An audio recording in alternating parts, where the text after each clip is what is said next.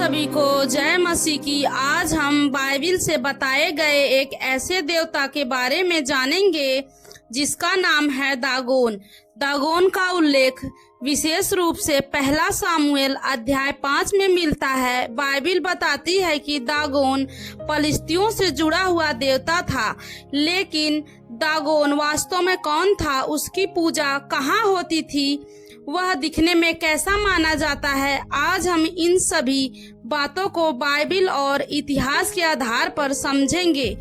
Dagon प्राचीन निकट पूर्व की धार्मिक परंपराओं में पाया जाने वाला एक देवता था और बाइबिल में उसे फलिस्तियों से जोड़ा गया है। पहला सामुएल 5 अध्याय में बताया गया है कि फलिस्तियों ने इजरायलियों से युद्ध किया और बाद में परमेश्वर की वाचा का संदूक ले लिया, उसे अस्तोद में दागोन के मंदिर में रख दिया। फलिस्तियों को लगा कि उनका देवता दागोन शक्तिशाली है और उन्होंने इजराइल के परमेश्वर पर विजय प्राप्त कर ली है, लेकिन आगे जो हुआ वह उनके लिए बिल्कुल अलग संदेश लेकर आया।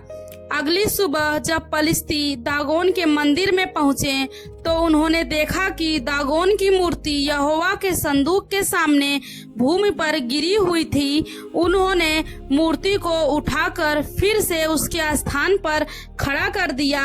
अगली सुबह जब वे फिर आए तो दागोन की मूर्ति गिर चुकी है और उसका सिर हाथ टूटा हुआ है। यह घटना बाइबिल में इसलिए महत्वपूर्ण है कि सच्चे परमेश्वर की तुलना किसी बनाई हुई मूर्ति से नहीं की जा सकती। अब बात आई, दागोन दिखता कैसा था? क्या आज भी दागोन की पूजा होती है? कई खोजों के आधार पर और पुराने शिलालेखों पर मिले हुए सबूत हमें बताते हैं कि दागोन आधा मनुष्य था और आधा मछली था। पुरातत्वविदों को प्राचीन निकट पूर्व में दागोन के नाम और उससे जुड़े धार्मिक प्रमाण मिलते हैं। अब एक और बात सामने आती है, हिंदू परंपराओं में विष्णु को भी एक अवतार माना जाता है, जिसमें लोग कहते हैं ये आधा मनुष्य का रूप है और आधा मछली का रूप है। कई मंदिरों और धार्मिक कलाओं में मत्स्य को मानव और मछली के संयुक्त रूप में दिखाया जाता है। अब यहाँ एक और दिलचस्प बात आती है, जलपरी या मरमेड यानी ऐसी आकृति जिसका ऊपरी भाग मनुष्य और निचला भाग मछली जैसा दिखाया जाता है, और मनुष्य इस बात पर दिलचस्पी भी दिखाते हैं।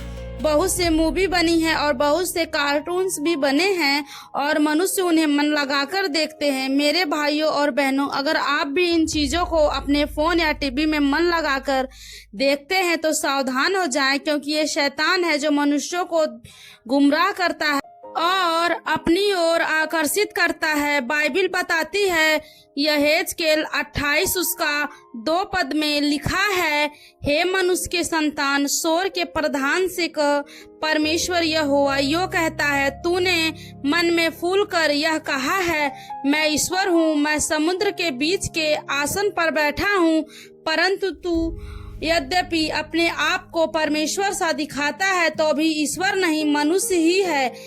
इस वचन से आप समझ गए होंगे कि समुद्र के बीच में कौन सा देवता बैठता है और लोग उसकी पूजा करते हैं। वो विष्णु ही है जो समुद्र के बीच में बैठा हुआ है और उसके रूपों में से एक रूप मत्स्य भी है।